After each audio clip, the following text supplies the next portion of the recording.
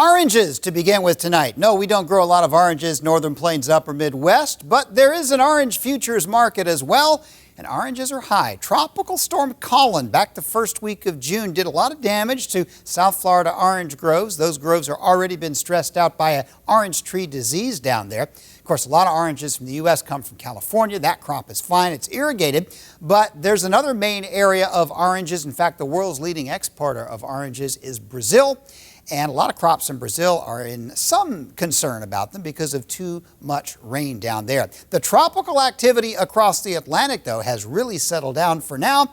But the good weather has not affected orange futures. They're still concerned about the orange groves. Meanwhile, look at the Atlantic Ocean right now. We're getting on into tropical season right now, and there is nothing. A lot of cool water has dropped into the Atlantic, even down into tropical regions. So for the time being, tropical activity should be suppressed. Last summer was a very quiet one in the Atlantic. This summer is expected to be a little closer to average, and we have a long way to go.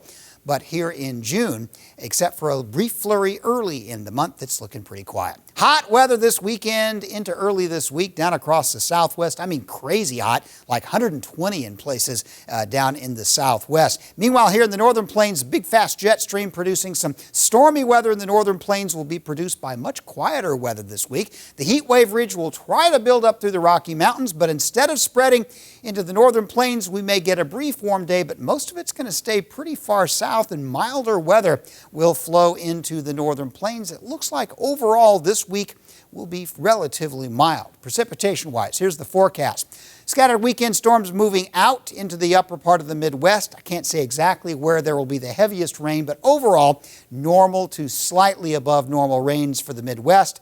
High plains throughout the west looks really quite dry. This whole area over the east won't be rain-free, just won't be particularly stormy.